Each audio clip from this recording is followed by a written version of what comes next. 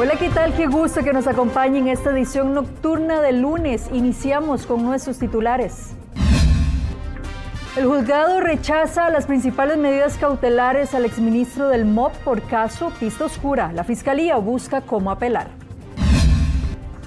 Tráfico ilegal de armas incrementa la violencia en las calles. 263 asesinatos se dieron con un arma de fuego. Jóvenes entre los 15 y los 24 años son la población con más desempleo. Académicos responsabilizan al sistema educativo. Y las lluvias dejan sin calle a vecinos de Salitrillos de Acerrí. Los aguaceros causan emergencias en Desamparados y también en Heredia. Las mujeres son más propensas a sufrir episodios de migraña. Cerca del 50% de la población sufre de dolores de cabeza.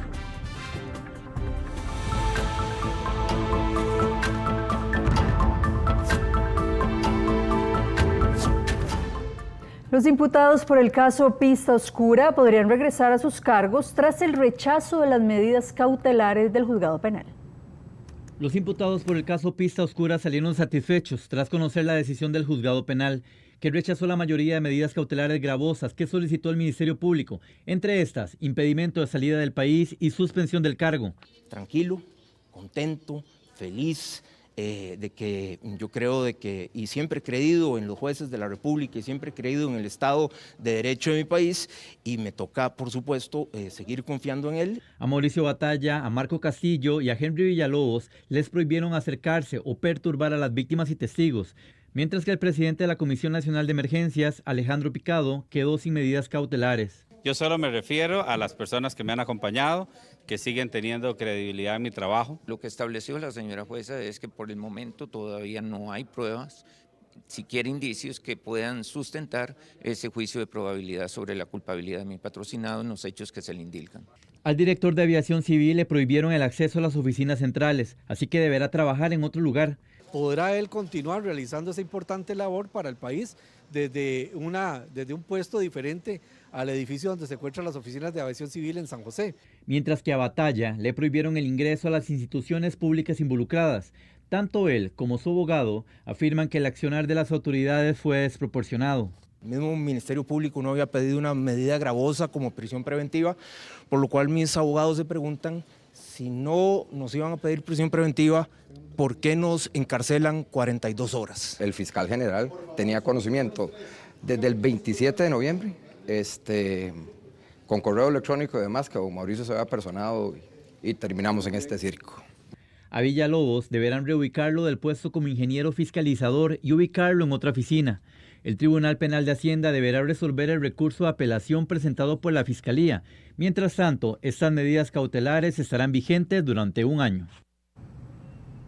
El OIJ acelera la investigación para dar con el sospechoso de matar al subjefe de la delegación de Pocosí, Heiner Zamora. Un video muestra los momentos en que el sospechoso participó. Las cámaras de video muestran cómo se gestó el crimen que conmocionó a todo el poder judicial. Lo ejecutó un hombre bajo una orden: quitarle la vida al subjefe de la delegación del OIJ de Pocosí, Heiner Zamora Hidalgo. Pasaron 108 días desde que este hombre ingresó al restaurante donde estaba el funcionario judicial y le disparó. Hecho criminal que mantuvo a Heiner 4 días en el Calderón Guardia. En horas detuvieron a un joven como sospechoso, pero luego quedó libre al descartarse que él disparó. El criminal real está en la calle y la policía trabaja por detenerlo con una promesa de justicia desde el primer momento. Claramente al compañero en ese restaurante donde estaban lo marcan para que ya llegue el gatillero y haga la ejecución o le dispare más bien en este caso. Todo eso lo estamos estableciendo con certeza. Nosotros también somos muy respetuosos de las decisiones judiciales y obviamente estamos en un sistema de derecho y tenemos que respetarlas. En este caso, vamos a seguir trabajando para que este tipo de personas no estén en libertad. Las diligencias de investigación llevaron a apuntar a un autor intelectual y toda una red que se gestó por primera vez con la muerte de un investigador en cumplimiento de sus funciones. Desde el uso de una bicimoto hasta caminatas cerca del lugar en donde estaba su objetivo, Y finalmente, el momento en donde dispara. De eso se componen los videos que ahora analiza el OIJ y que si usted tiene información clasificada de este caso, puede aportarla de forma confidencial a la línea del OIJ y esclarecer así este atroz crimen. Las cámaras del Opsicori captaron una nueva gran erupción en el volcán Poás la mañana de este lunes. Ahí la tienen. La columna eruptiva logró alcanzar entre los 500 y los 1000 metros sobre el nivel del cráter. La pluma se dispersó por el viento hacia el suroeste y el coloso está en actividad eruptiva desde el 23 de marzo. A las 4:08 de la mañana, el volcán Poás hizo una erupción. Esta erupción tuvo una duración aproximadamente de 5 minutos, emitió ceniza y esta ceniza se levantó de posiblemente 1 kilómetro. Es difícil apreciar la altura máxima de esta pluma. Se dispersó hacia el suroeste. Esta erupción ahí es parte de lo que el volcán tiene potencial de hacer, lo que mencionamos estas semanas. A la excepción de este evento, la sismicidad se mantuvo bastante estable, parecida a los días pasados, y la desgasificación se mantiene fuerte. La Cámara Costarricense de la Salud confirmó que 2 nuevos cargamentos de la vacuna contra la fiebre amarilla ingresarán al país. Se trata de una primera importación de 10.000 vacunas y otro cargamento de 18.000 dosis. En total serán 28.000 vacunas para proteger contra esa enfermedad. Países mantienen la alerta internacional por brotes en Sudamérica. Y el Hospital de las Mujeres surge no solo de donadoras de leche materna, sino también de sangre. El centro médico necesita de estos líquidos para atender a mujeres embarazadas y bebés que están en cuidados intensivos. También necesita de la leche para abastecer al menos 4 hospitales de La Caja. Y el tipo de cambio del dólar volvió a caer por debajo de los 500 colones según la referencia del Banco Central. En el caso de la compra está en 499 colones, mientras que la venta en 506 colones. En los últimos 2 años, unas 800.000 personas se han visto beneficiadas con la caída en el tipo de cambio, ya que mantienen préstamos crediticios en moneda extranjera.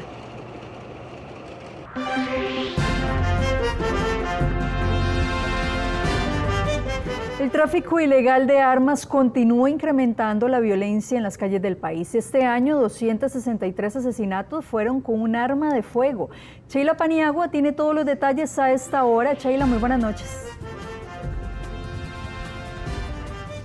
Buenas noches, Laura. Si bien es cierto, las autoridades hacen su mayor esfuerzo para sacar de circulación las armas de fuego ilegales, pero así como decomisan esa gran cantidad de armas, también las organizaciones criminales vuelven a armarse de nuevo. Entonces es una situación que complica incluso que la ola de violencia disminuya en nuestro país. Hemos visto que este año ya son 332 asesinatos los que contabiliza el país. De esos, 263 ocurrieron con un arma de fuego. Pero ¿será suficiente el decomiso de armas para poder disminuir la violencia en el país? ¿Qué dicen los expertos? Lo vemos. Las armas ilegales son más que objetos de metal y pólvora. Son herramientas del crimen que en manos equivocadas pueden desatar tragedias como las que vive el país actualmente. Armas como AR-15 y AK-47 están ingresando a las comunidades más vulnerables del país. Según expertos, el contrabando, el tráfico internacional y redes criminales son algunos de los elementos que alimentan este mercado. Las armas que se cometen o que se utilizan para la comisión de delitos son provenientes de países principalmente de América del Sur, caso de Colombia, Bolivia y otros, donde la producción de droga es muy fuerte y quienes son los principales vendedores de droga. También envían vía terrestre o marítima parte de esta mercancía a través de las armas de fuego, armas que son utilizadas por el crimen organizado criollo. Villalba agregó que el armamento que tienen las bandas criminales, además de comprarlas, se las dan otras organizaciones como forma de pago. El Ministerio de Seguridad Pública incautó 1.166 armas de fuego en el 2025, 303 más que en el mismo periodo del 2024. Con estos decomisos buscan disminuir la violencia. Eso es clarísimo, esas armas vienen de Nicaragua. Hay un mercado ilegal de armas en toda la zona norte de Costa Rica. Ese es el hecho. Pues claro que es importante que las decomisen, pero lo más importante es verdaderamente que haya una estrategia de fondo bien articulada entre el Ministerio de Seguridad Pública, la Fuerza Pública, la Policía de Control de Drogas y el OIJ. Actualmente el país contabiliza 332 asesinatos y 263 de ellos ocurrieron con un arma de fuego. Hoy la principal forma de asesinar a una persona es a través del uso del arma de fuego. Eso es una realidad y no la podemos tapar con un dedo. Pero no solo eso es suficiente. Sí es importante implementar controles, restricciones en temas de armas, pero no es la única solución, porque el que es asesino, el que es miembro de una organización criminal, siempre va a buscar la forma de cómo lograr sus objetivos. Si es la actividad más poderosa del mundo, millones de dólares, bandas poderosísimas, internacionales y nacionales están metidas en el negocio. Hay 250 búnkers de consumo de drogas, pues que los intervengan. Si saben a dónde están, que los intervengan, igual como decomisan las armas. Reducir la violencia armada es un proceso largo y complejo. Aún así, las autoridades insisten en que continuarán redoblando esfuerzos para retirar de las calles las armas ilegales. Laura y amigos televidentes, sin duda disminuir la violencia en nuestro país es un reto importante que tienen las autoridades de Costa Rica. Decían los expertos que para poder combatir tanto el tráfico ilegal de armas, así como los homicidios en nuestro país, es importante la unión entre cuerpos policiales, tanto Ministerio de Seguridad Pública, así como el organismo de investigación judicial. Decían los expertos que a pesar del decomiso de armas, bueno, luego las bandas criminales vuelven a conseguir estas armas, y es que muchas de ellas las organizaciones criminales del extranjero las dan como pago por el narcotráfico. Bueno, y en otras informaciones, en Salitrillos de Acerrí la cantidad de agua colapsó uno de los paredones donde se construye un nuevo puente. Cerca de este lugar está el acceso a varias viviendas, las cuales ahora corren riesgo de que el suelo las socave.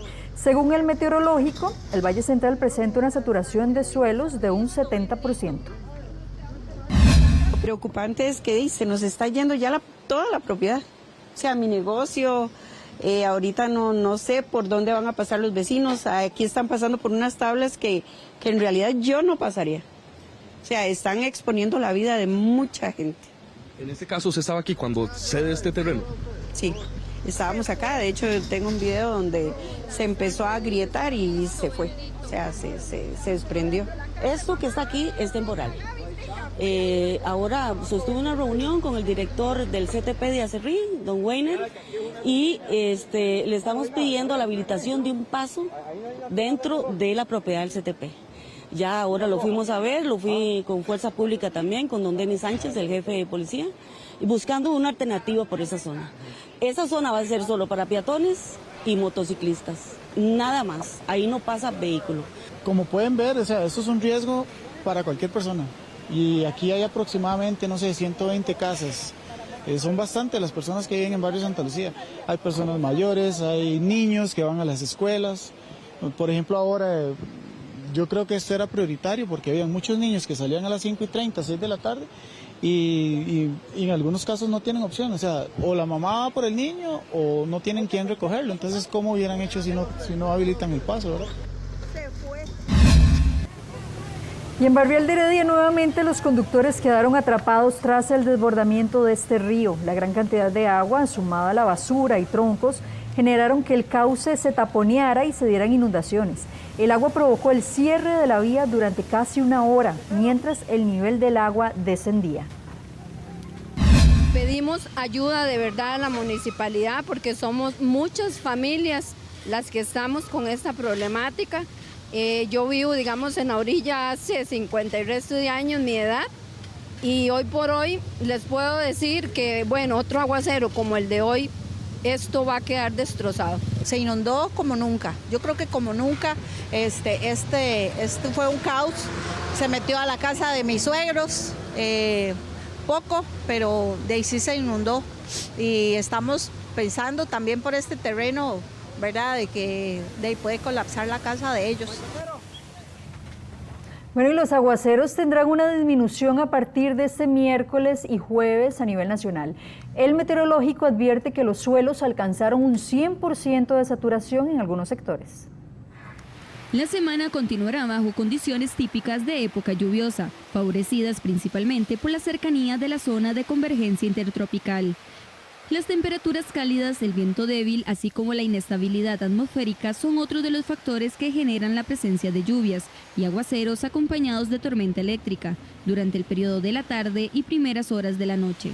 Para este martes nuevamente estamos previendo condiciones características de la época lluviosa en el territorio nacional, en donde la alta evaporación que se presentará por la mañana debido a cielos parcialmente nublados, temperaturas cálidas y el alto porcentaje ocasionado por las lluvias de los últimos días generará las condiciones atmosféricas ideales para que se presenten lluvias durante la tarde en gran parte del territorio nacional. A esto hay que sumarle que la zona de convergencia intertropical se encuentra cerca del territorio nacional y esto todavía aporta más inestabilidad atmosférica, por lo que también estamos previendo que se presente tormenta eléctrica durante la tarde de este martes. Entre miércoles y jueves se espera una disminución de la humedad, lo que podría reducir la cobertura de nubosidad, además de generar un patrón más aislado de aguaceros.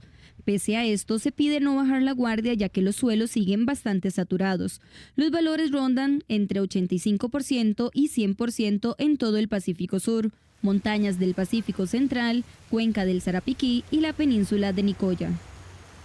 Las regiones del Pacífico y el Valle Central son los lugares donde se concentrarán las lluvias más intensas del país, comenzando en los sectores montañosos, tanto al norte del Valle Central como en el Pacífico Norte, cerca de la cordillera, y extendiéndose a las partes bajas de estas regiones, así como hacia las costas del Pacífico Central y el Pacífico Sur, también durante el periodo de la tarde y extendiéndose incluso hacia primeras horas de la noche. Hacia el fin de semana, viernes a domingo, se proyecta nuevamente un repunte de lluvias, con precipitaciones más generalizadas y posibilidad de eventos puntuales fuertes. El Instituto Meteorológico Nacional no prevé el ingreso de ninguna onda tropical para los próximos días. Bueno, y cada vez que se cierra la Ruta 32 por el Surquí, el país pierde cerca de $900.000 al día, así lo estiman las autoridades, debido al impacto en el transporte de mercaderías, el comercio y también el turismo. Los constantes cierres de la Ruta 32, especialmente en el sector del Surquí, generan pérdidas económicas significativas para el país. Según estimaciones, cada día de cierre representa una pérdida aproximada de $900.000, afectando sectores clave como el comercio, el turismo y las exportaciones. Todos vemos afectados, tanto el comercio como el transporte, ¿verdad? El que va hacia Limón, Cariari y muchas zonas del Atlántico, nos vemos totalmente afectados, ¿verdad? Este cierre no fue tan grande, pero han habido cierres muy grandes y ha afectado mucho realmente al país y al comercio en general. Nos vemos muy afectados porque realmente vivimos de eso, de la carretera y de la gente que pasa por acá. Asimismo, los cierres no solo incrementan los costos logísticos, sino que también provocan atrasos de hasta 5 horas en el transporte de mercancías, impactando directamente en la competitividad del país y en los precios al consumidor. Los constantes bloqueos, derrumbes, generan un perjuicio económico a la provincia terrible. Desde traslados a hospitales capitalinos, traslados al aeropuerto, traslados de turistas que van y vienen a la provincia, traslados de estudiantes, de personas que andan en su trabajo. Todo esto se afecta cuando la Ruta 32 y en particular el Braulio Carrillo se cierra. En lo que va del año se han registrado más de 30 interrupciones en la Ruta 32, acumulando pérdidas que podrían superar los $27 millones. Ante esta situación, la Federación de Cámaras del Caribe y otras organizaciones empresariales han reiterado la necesidad de una intervención urgente en la Ruta 32 para garantizar la continuidad de las actividades comerciales y turísticas en la región. Y el Instituto Nacional de Seguros reporta una disminución en la cantidad de atropellos. Según la aseguradora, Durante este 2025 se han atendido cerca de 666 personas, 174 menos en comparación al mismo periodo del año anterior. Las provincias que reflejan mayor cantidad de incidentes siguen siendo San José con 248 y Alajuela con 128. Desde el Instituto Nacional de Seguros hacemos un llamado para que extrememos todas las medidas de prevención y de precaución cuando seamos peatones y transitemos por las vías públicas terrestres, de manera tal que no solamente tratemos de ser visibles para todos los conductores de vehículos automotores, sino que también utilicemos la señalización, las aceras que están debidamente demarcadas en todas las vías públicas terrestres. Expertos en sismología estudian los cambios en la zona sur. Prevén incluso un sismo de hasta 8 grados. Una zona potencialmente sísmica es como catalogan expertos a la parte sur del territorio nacional. El Golfo Dulce ha sido el punto con más destrucción en la zona sur. 6 han sido los movimientos telúricos en su historia. 11 fallas, las que pueden dejar más destrucción.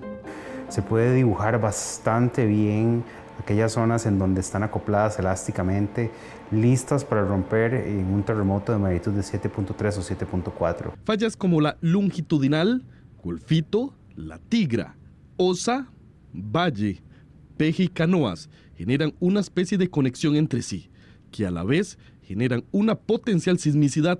Cuando ocurre un terremoto muy grande, hay cambios de esfuerzos en las zonas aledañas al terremoto y hace que ciertas regiones estén más comprimidas o más tensas y entonces se induce a que ocurra un terremoto en alguna de las fallas que se ubican allí.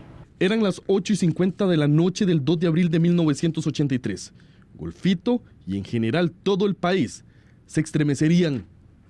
El sismo de 7.4 grados a 26 kilómetros de profundidad cobraría una vida y dejaría edificaciones dañadas. Sierpe, San Francisco de Tinoco y Villacolón. En Boruca, Térraba, Cajón, Paso Real, Changuena, Golfito, Ciudad Neily, Río Claro y Palmar serían los más afectados. Un total de 51 réplicas incidieron para que al menos 25 casas quedaran severamente dañadas y otras 44 con daños menores. Incluso en Ciudad Cortés, el edificio de la alcaldía colapsó.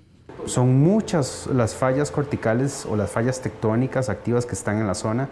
Recordemos que aquí se da el proceso de subducción de la placa del Coco por debajo de la microplaca de Panamá y esta deformación impuesta por el proceso de subducción se traduce también a una deformación en el interior de nuestro país. En el siglo pasado ocurrieron otros 2 sismos de elevada magnitud con epicentro similar al terremoto de abril de 1983. El primero ocurrió el 20 de diciembre de 1904 y tuvo una magnitud de 7.7 grados. El segundo ocurrió el 5 de diciembre de 1941, con una magnitud de 7.5. Debido a la geometría del proceso de subducción de la placa del Coco por debajo de la microplaca de Panamá, hemos visto que la interfaz, que es la zona en donde estas dos estructuras interactúan, es relativamente somera o muy superficial. Cada 40 años se convierte en una región de alto peligro sísmico. Por día, la zona sur contabiliza cerca de 15 sismos. Expertos monitorean las señales sísmicas. Por eso, piden estar preparados con planes de evacuación.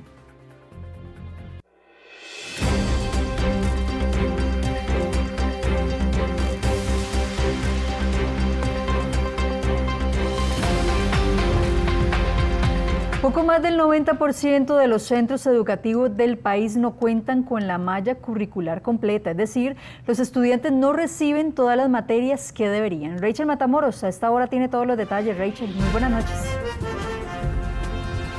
Es correcto, de hecho la INEC actualmente señala que esta es la población que está desempleada en el país y los expertos en educación responsabilizan al sistema educativo, ya que realmente el que ellos no puedan desarrollar las habilidades necesarias para adentrarse al campo laboral también se debe a que en muchos centros educativos no se imparten el currículum completo. Actualmente los jóvenes entre los 15 y 24 años conforman el grupo más golpeado por el desempleo. Ingresar al mercado laboral no solo representa un desafío, sino que se ha convertido en una verdadera barrera para miles de ellos. ¿Pero a qué se debe esta realidad? De acuerdo con especialistas, uno de los principales factores es el sistema educativo. La falta de centros que impartan un currículum completo ha generado una profunda brecha de desigualdad. En Costa Rica existe una brecha importante, ¿verdad? Una brecha de aprendizajes que no se ha logrado atender de la mejor manera. Después de la pandemia vimos también que se dio un rezago significativo en los jóvenes, en los niños, ¿verdad? Porque tuvieron este aislamiento y en realidad eso es un proceso que ha venido desde hace mucho rato. Veamos los datos. En todo el país existen 8.479 centros educativos. Sin embargo, solo 317 ofrecen el currículum completo. Esto significa que 8.262 instituciones aún no imparten todas las materias esenciales. Una situación que impacta directamente en la preparación académica de miles de jóvenes, quienes ven limitado su desarrollo profesional desde el inicio.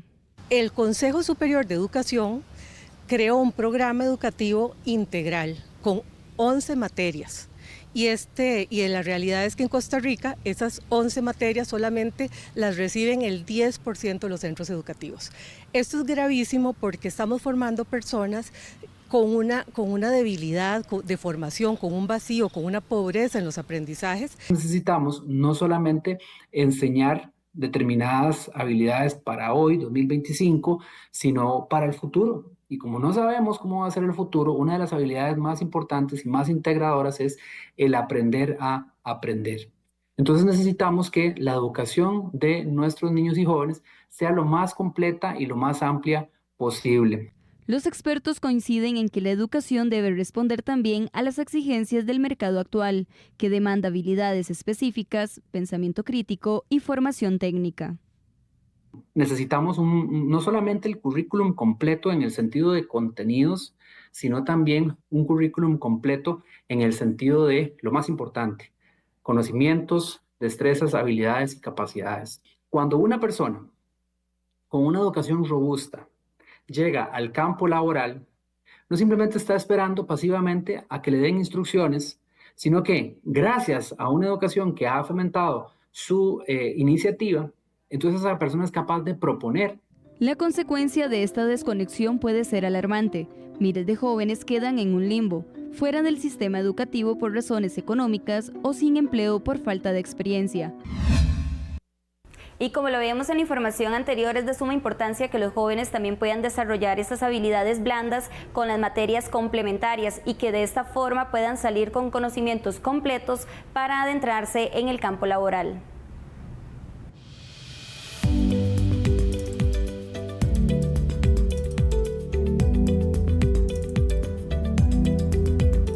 Y las mujeres somos de 2 a 3 veces más propensas a sufrir episodios de migraña. Cerca del 50% de la población sufre de dolores de cabeza. Fabricio Quiroz está aquí en el set y nos tiene todos los detalles. Fabricio, muy buenas noches. Hola, ¿qué tal? Muy buenas noches, bienvenidos a nuestra sección de salud. ¿Sabía usted que las cefaleas, o mejor conocidos como los populares dolores de cabeza, causaron que más de 539,000 personas asistieran a los centros médicos de La Caja durante los últimos 5 años? Esta patología sigue siendo el principal motivo por el cual los costarricenses tienen que asistir periódicamente a los CEBAIS de nuestro país. Para muchas personas pareciera ser algo pasajero, para otras se ha convertido en casi que algo a diario. Lo que sí es cierto es que las cefaleas o dolores de cabeza afectan a casi que el 50% de la población mundial. Veamos. En Costa Rica, 111,004 personas debieron ser atendidas por esta patología en el 2020, 110,126 en el 2022 y 104,548 el año anterior en los centros médicos de La Caja. La migraña es el tipo más común y presenta síntomas muy característicos. Experimenta mucho cansancio, obviamente el dolor de cabeza, síntomas asociados como náuseas, vómitos, intolerancia a la luz, a los olores, y muchas veces se asocia a síntomas sensitivos en la parte de la cara, cabeza, inclusive la lengua o el brazo, y muchas veces con síntomas motores. Su diagnóstico, más que por pruebas, se centra en la valoración médica que pueden hacer los especialistas. El diagnóstico de migraña es un diagnóstico con la historia clínica y el examen físico. De hecho, hay algunas escalas que usamos para tal fin, pero con una historia clínica bien dirigida y con lo que el paciente, digamos, le narra a uno a través de la evolución de su dolor de cabeza, el diagnóstico se hace con esa información. A pesar de ser una condición que afecta a todas las edades, en el 2024 fueron las personas entre los 20 y 44 años y entre 45 y 64 los más atendidos. La migraña es de 2 a 3 veces más frecuente en mujeres que en hombres. Comúnmente, por ejemplo, usted ha pasado sometido a una situación de ansiedad o estrés por varios meses, termina el periodo de estrés y a los días vienen las migrañas, típicamente, pero igual le puede dar en el periodo de estrés agudo.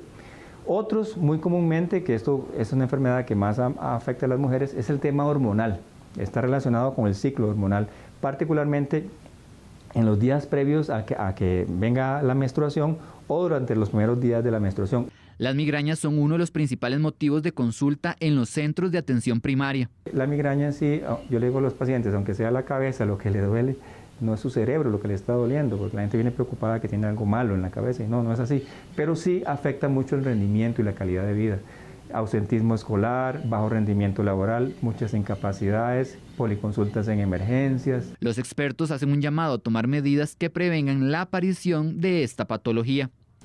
Mantenerse bien hidratados, no hacer horas de ayuno, dormir apropiadamente 7-8 horas diarias con un buen descanso, hacer ejercicio cardiovascular en las primeras horas de la mañana, técnicas de relajación, particularmente todo lo que tenga que ver con la meditación, el control de la respiración. Hasta un 80% de las personas con migraña tienen antecedentes familiares. Bueno, y es que a pesar de que esta patología no representa un mayor riesgo para su salud, sí es importante que usted preste atención y que realice algunas técnicas, por ejemplo, la meditación, reducir los niveles de estrés y también ejercicio para evitar que las cefaleas, o como le decimos, los dolores de cabeza, sigan afectando su vida diaria. Esto fue todo, continuamos con más de Noticias Repretel. Buenas noches. Muy buenas noches, Fabricio, muchas gracias. Y ahora llegó el momento de hacer un corte comercial, pero ya regresamos.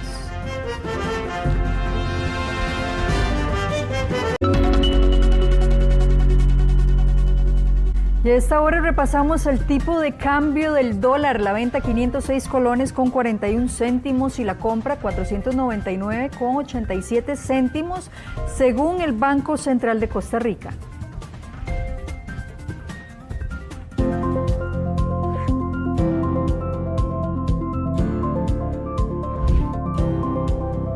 Si usted necesita hacer las compras, bueno, tome en cuenta y anote bien que el Consejo Nacional de Producción encontró diferencias del 23% en los precios de las carnes. En este 2025 el precio de las carnes se mantiene bastante estable. Eso sí, hay diferencias que rondan el 23% dependiendo dónde compre. Nosotros dependemos de la pensioncita de mi esposo y usted sabe lo que es estirar un mes para pagar recibos, para pagar de uso personal. Según el Consejo Nacional de Producción, las diferencias de precios alcanzan el 23% en el bistec de res especial, en la carne molida premium un 19%, en la costilla de cerdo un 4% y en la posta también un 4%. Bueno, es bastante difícil porque hay muchas cosas caras, como hay otras cosas pues, que están cómodas también. Pero sí es bastante durito, ¿verdad? En el caso del pollo entero limpio, subió un 0,2% de precio en las ferias en las últimas semanas. El kilo ronda los 2.545 colones, mientras que la pechuga de pollo subió un 15,9% y el kilo ronda los 3.200 colones. Hay que andar buscando porque en algunos lados usted va a conseguir un precio más cómodo que otro. Hay que caminar, sí. Para los consumidores, el costo de vida se mantiene alto. Y el personal del INEC está realizando encuestas en casas y negocios para nuevos estudios distintos. Eso sí, el INEC hace un llamado a verificar que el personal que llegue a su casa sí sea de esa institución. Usted puede verificar en la página web del INEC si el personal entrevistador es de esta institución o si son personas inescrupulosas. Y dentro de un mes y una semana saldrán de circulación 2 monedas con el fin de reemplazarlas por unas más pequeñas. Los consumidores tienen dudas de este reemplazo. Si usted tiene una alcancía, lo mejor es que vaya sacando las monedas de 500 y de 50 colones viejas, ya que el 30 de junio es el último día que podrán usarse como método de pago en los comercios. Las gasto, sí. ¿Qué le parece las nuevas monedas? Muy bonitas, sí. Sí, tiene un buen... La presentación muy bonita. Las nuevas monedas que sí serán válidas en la actividad comercial son estas. Son más pequeñas y más livianas según el Banco Central, con 4 diseños distintos. Tengo algunas ahorradas ahí, pero hay que ir sacándolas ya porque vienen monedas nuevas del banco. En total, son 4 diseños de monedas de 500 colones que sí serán válidas. Son más de 25 millones de piezas. Bonitas, sí, yo sé, hay gente que está haciendo colección también de esas moneditas. De hecho, yo creo que yo ando en aquí. Lo mejor es que los consumidores las vayan gastando desde ya, porque conforme se acerca el 30 de junio, muchos comerciantes no querrán recibirlas. Después del 1 de julio, estas monedas tendrán que cambiarse en los bancos. Sabía que iban a salir de circulación porque hay una nueva emisión de monetaria, correcto. ¿Qué tal le parece la nueva emisión? También tienen diseños en la parte de atrás. No los he visto, ¿usted sabe? No. ¿No utiliza usted ya el efectivo? No, solo tarjetas y cuentas electrónicas. Como parte de lo aprobado por la Junta Directiva del Banco Central, estas 2 monedas de 500 y de 50 colones son las que primero saldrán de circulación. Posteriormente se anunciará la salida de las otras denominaciones para reemplazarlas por las nuevas. Y los diputados rechazaron darle un trámite rápido al proyecto de ley de jornadas 4x3. Un nuevo tropiezo sufrió el proyecto de jornadas excepcionales en la Asamblea Legislativa. La moción para darle vía rápida no contó con los 38 votos necesarios para ser aprobada, ya que alcanzó 32 votos, obtuvo 19 en contra y 7 estuvieron ausentes. Entonces un grupito pequeño de diputados deja por el suelo un trámite rápido y un proyecto que lleva 23 años dando vueltas acá. Es el tema de poder hacer viable que empresas de alta tecnología puedan instalarse en nuestro país para darle trabajo también a la gente que lo está esperando. En contra votó la fracción del Frente Amplio y un grupo de diputados del Partido Liberación Nacional. Que haya votado en contra de la moción no quiere decir que estoy en contra del proyecto Jornadas 4x3. Sí, yo creo que deben de darse las discusiones pertinentes, revisarse todas las mociones. El proyecto no logró los votos esperados, pese al firme respaldo del sector empresarial que lo promovía con el argumento de atraer inversión y generar empleo. Es un proyecto que le va a cambiar la vida a las personas al estirarle la jornada diaria. Es un problema porque va a agotar, va a enfermar a la población, le impide estudiar, le impide ver a su familia, le impide transportarse con seguridad. Van a haber muchas enfermedades laborales. Ahora el proyecto deberá seguir su rumbo original, lo que implica un trámite más complejo. Apenas en primer día, mociones 137 ya cuenta con 200 mociones. Cada moción tiene alrededor, podría tener 45 minutos de discusión. Así que si hacemos las cuentas, sabemos cuándo podríamos estar terminando de ver estas 200 mociones, sin hablar de las 200 mociones de revisión que van a tener. La iniciativa restringe la jornada 4x3 a sectores específicos en transnacionales y la prohíbe en labores de alto riesgo. El Partido Liberal Progresista presentó una denuncia penal ante la Fiscalía General de la República contra el presidente Rodrigo Chávez Robles por presunta instigación pública. La denuncia fue interpuesta por los diputados Gilberto Campos y Eliezer Feinsack. Según informaron, se basa en un análisis del comportamiento del mandatario que incluye presuntos ataques sistemáticos al Poder Judicial, llamados a la desobediencia civil y una narrativa que alimenta la división y la confrontación en el país. La denuncia señala posibles delitos de instigación pública, intimidación pública y apología del delito. El intento que ha hecho el presidente por poner a los diferentes cuerpos de policía a pelear entre ellos, la amenaza implícita a la hora de decir el Poder Ejecutivo tiene 17,000 efectivos armados, son cosas que no se pueden permitir. Son transgresiones a la civilidad y a la democracia de nuestro país que nunca antes habíamos visto y que no estamos dispuestos a que sigan sucediendo. Bueno, y hay varios puntos donde se está haciendo obra pública y tanto vecinos como conductores se enfrentan a presas, pero esperan ver el trabajo listo ya pronto. Con un 38% de avance a inicios del 2026 quedará en servicio el paso elevado entre Atillo 7 y 8. Actualmente se trabaja en los bastiones y en la pila central del paso superior. Ahí se colocará un puente elevado con carriles en ambos sentidos y paso peatonal. Se proyecta cumplir con el cronograma de trabajo de 15 meses desde octubre pasado que permita poner en servicio la obra de este paso elevado que unirá a ambas comunidades. Ahora nos vamos para otra parte de Atillo. En este momento los principales esfuerzos para hacer un túnel entre Atillo 5 y 6 se enfocan en los servicios públicos. El proyecto quedará listo en el primer trimestre del 2026. Dentro de los principales avances se cuenta la construcción de la nueva caja de registro potable para iniciar con la reubicación de este servicio. Sí, bueno, las obras son lentas porque me imagino que es mucho trabajo lo que están realizando, pero el adelanto que va a quedar para un futuro es maravilloso, ¿verdad? Todos esperamos de que esto sea algo único en el país. Mire con todo lo que se ha hecho, lo que se hizo ahí, y mire que está igual, y usted por estos lados lo mismo. Yo creo que no van a bajar las presas, no. Sirven para como estaba antes, claro que sí, ha servido bastantillo. Como dice la gente, las presas, pero cuando están haciendo trabajos, ya cuando están hechos, ¿verdad? Está la solución, porque hay que alertos, pero ahí poco a poco ahí van. En otra parte de la capital está por terminar los trabajos de colocación de tubería y un carril nuevo. Se trata de La Uruca. Es epicentro actualmente de presas, pero se espera que a final de mes sea otro panorama. Ahí hubo atrasos con la colocación de tubería. La intención de nosotros es que por tarde, para el 30 de mayo, estar finalizando con esta obra.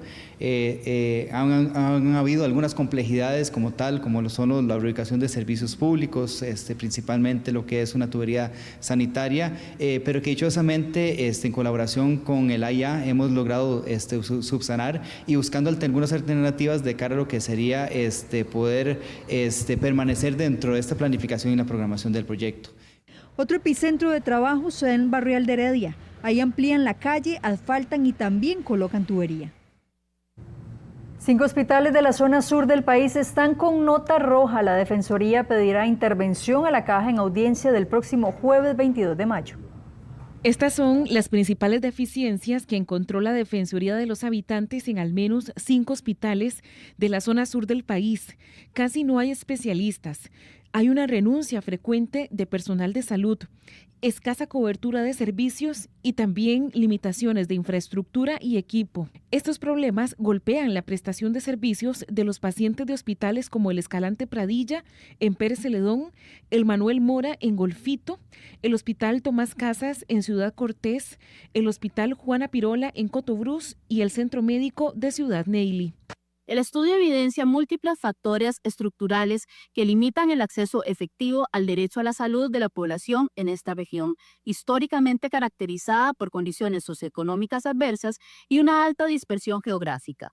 Por otro lado, ya hay fecha para que en una audiencia pactada para el próximo 22 de mayo, la Caja conozca estas limitaciones de los hallazgos que hizo la Defensoría de los Habitantes, pero en todo el país el sentir de algunos asegurados es que falta más personal de salud para atender la lista de espera y la capacidad hospitalaria, afirman, es precaria no solo en la zona sur. Desesperante a veces, ¿verdad? Las citas quedan elevadas, 2 semanas de atraso.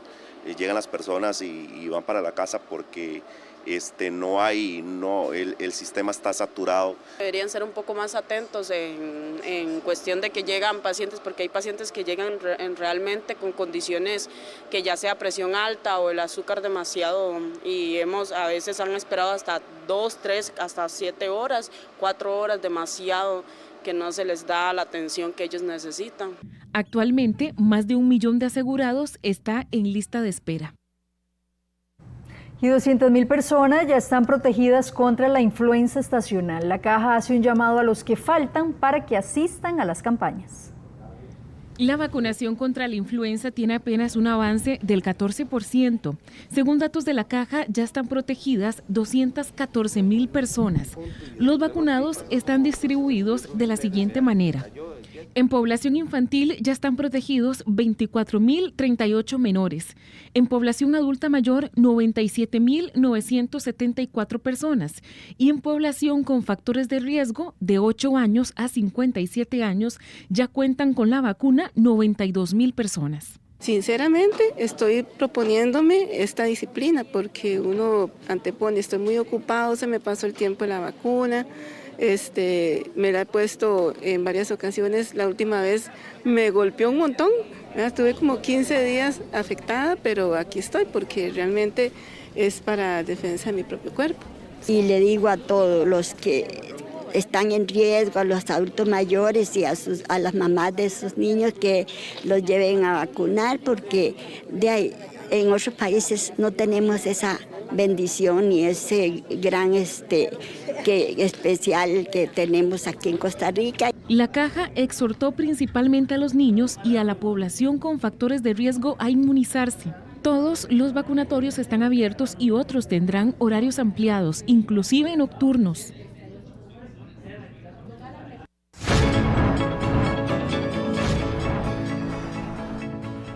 Y la presidenta de México afirmó que la medida del Congreso de Estados Unidos para frenar la iniciativa de aplicar un 5% de impuesto a las remesas tiene como trasfondo que a la Unión Americana le falta liquidez para terminar el año y necesita recabar más ingresos.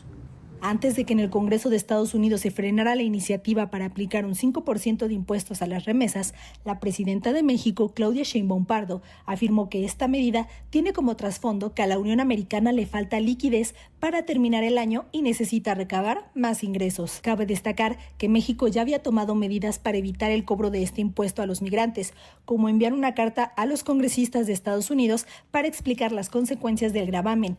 Incluso se había anunciado que una comitiva del Senado de México se enviaría para que dialogara con los congresistas estadounidenses. En este sentido, la presidenta Sheinbaum le había pedido a su canciller que buscara a gobiernos de otros países que se verían afectados con el gravamen a las remesas para que ellos también enviaran senadores a Estados Unidos a dialogar con los congresistas y de esta manera se formara un frente común. El embajador Esteban Moctezuma está hablando allá con otros embajadores y el canciller también tiene esa tarea, pues, de que muchos más países, congresos, pues envíen a los congresistas de Estados Unidos la opinión. Por ahora, queda esperar a que el Congreso de Estados Unidos ya no reactive la iniciativa para aplicar impuestos a las remesas, pero en ese sentido, India sería el país más afectado del mundo, seguido de México. Y en el caso de América Latina, le seguirían Guatemala, República Dominicana y Colombia, que registran remesas provenientes de Estados Unidos por hasta $60,000 millones al año. Para la red de noticias Salvavisión, Mariana Madrid.